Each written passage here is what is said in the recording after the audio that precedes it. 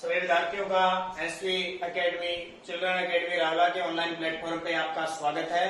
तो जैसा कि आपको लगातार वीडियो उपलब्ध करवाए जा रहे हैं और आप भी बड़ी मनोभाव इच्छा से इस वीडियो को सारों को देखते होंगे, चाहे वो हिंदी का है चाहे सामाजिक है, किसी का भी, तो आपकी पढ़ाई खराब ना हो इसलिए लगातार आपको वीडियो दे रहे हैं। आज हम बात करें कक्षा 8 के आप विद्यार्थी और विषय सामाजिक विज्ञान और अध्याय हमारा चल रहा है दूसरा। कौन सा अध्याय? दूसरा। और उसका नाम क्या है कि ईस्ट इंडिया कंपनी ने कैसे व्यापार शुरू किया गया और कैसे अपना साम्राज्य विस्तार किया। और एक दिन ऐसा आया कि पूरे भारत को इसने क्या बना लिया? गुलाम बना लिया। पूरे भारत को इसने क्या बना लिया? गुलाम बना लिया। लगातार हम पढ़ रहे हैं कि अंग्रेज व्यापार करने आए थे, फिर इन्होंने विलय नीति अपनाई, बंगाल को हराया, मैसूर के टीपू सुल्तान को हराया और फिर मराठों को भी हरा दिया और फिर साम्राज्यवादी नीति शुरू की। ये पढ़ लिया ना हमने। अब देखो सारी चीजें ये होगी। अब इन्होंने एक नया काम शुरू कर दिया, विलय नीति का। कौन सा? विलय नीति का काम शुरू कर दिया। ये विलय नीति क्या होती है? क्या होती है विलय नीति? इसके बारे में देखो। तो 1848 से 1856 का जो काल है वो विलय नीति का काल कहा जाता है। 1848 से 1856 का काल। और उस समय हमारे देश के जो अंग्रेजों के गवर्नर जनरल थे वो थे लॉर्ड डलहौजी। 1848 से 1856 तक लॉर्ड डलहौजी ने अधिग्रहण करने की नीति बनाई। अधिग्रहण करने की नीति होती है अपने साम्राज्य में किसी राज्य को मिला लेना।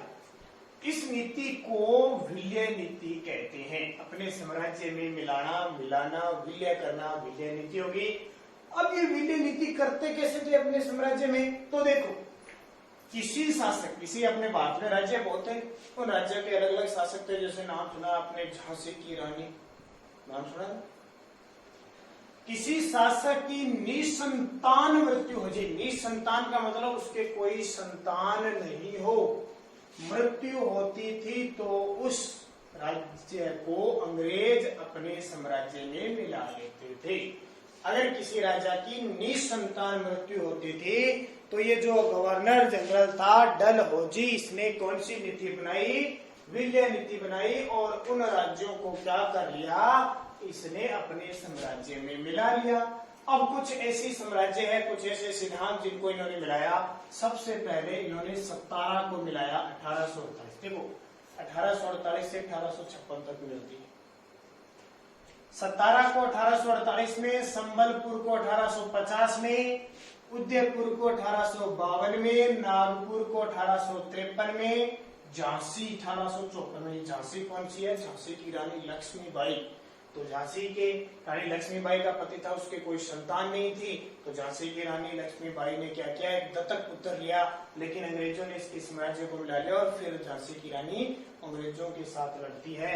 फिर भी लड़ती लड़ती मारी जाती है। 1854 में अंग्रेज इस पर अधिकार करते हैं, अंग्रेजों के हाथों में चले गए। नागपुर, सतारा, संबलपुर, यहाँ के जो राजा थे उनके कोई संतान नहीं थी। इस कारण अवध, देखो 1856 को लास्ट आता है 1856। देखो अवध को भी नियंत्रण में ले लिया गया, कुशासन का आरोप लगा दिया इस पे। यहाँ का जो नवाब है ना, अवध का नवाब होता था, जैसे अपने राजा हुआ करते थे।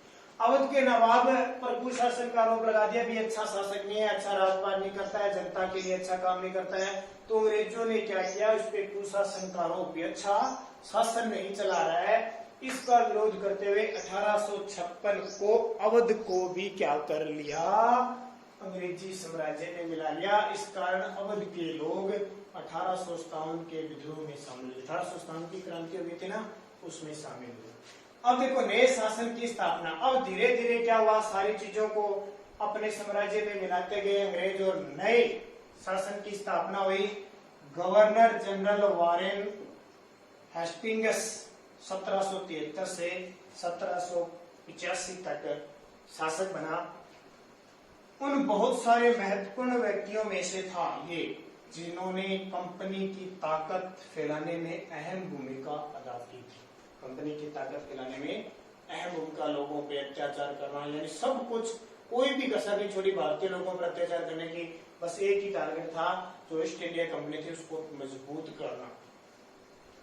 इनके समय बंगाल, बंबई, मद्रास में भी सत्ता हासिल कर ली। बंगाल पे हमने देखा, बंबई, मद्रास, इन पर भी सत्ता हासिल कर ली। उस समय 3 प्रेसिडेंसी थी इनकी, बंबई, मद्रास और बंगाल। 3 मुख्य इनके कह सकते हैं कि प्रशासनिक क्षेत्र थे। बंबई, जिसको आज मुंबई कहते हैं, मद्रास, जिसको आज हम चेन्नई कहते हैं, बंगाल। 2 बंगाल बन गए, एक तो बिहार बन गया, एक पश्चिम बंगाल बन गया और एक बांग्लादेश बन गया।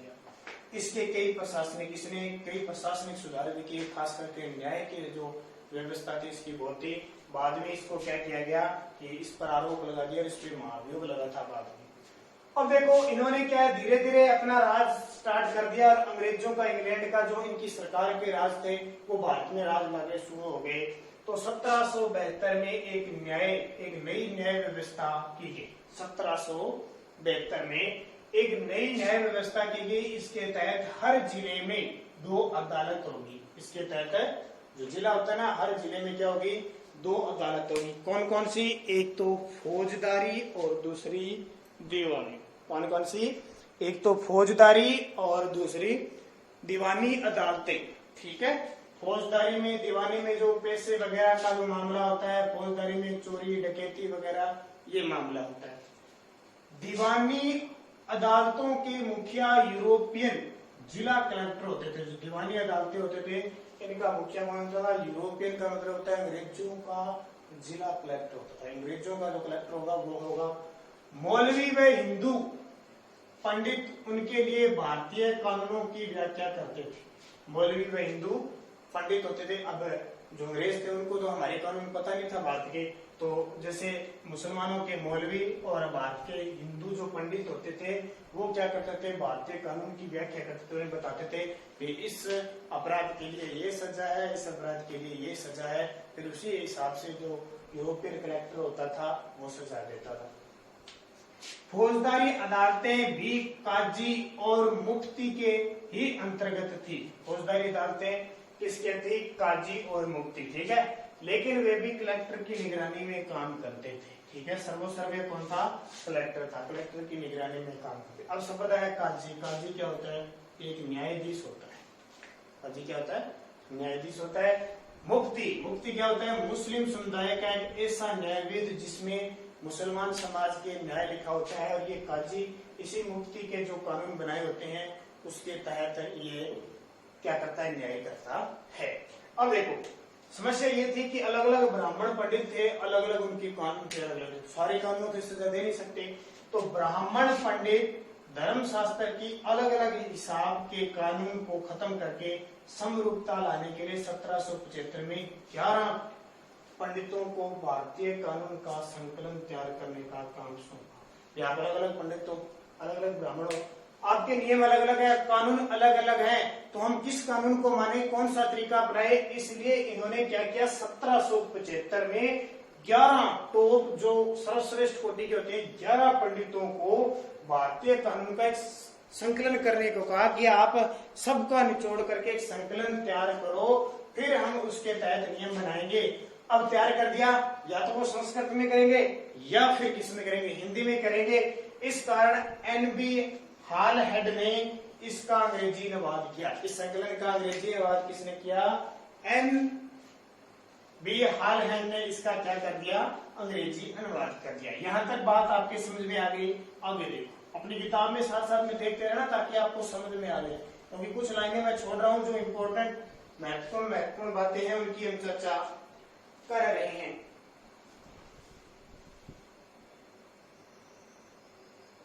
अब क्या हुआ? 1778 में तक यूरोपीय न्यायाधीशों के लिए,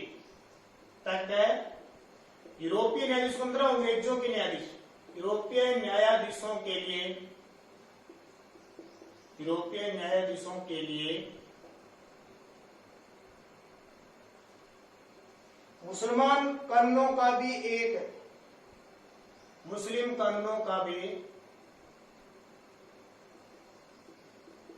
का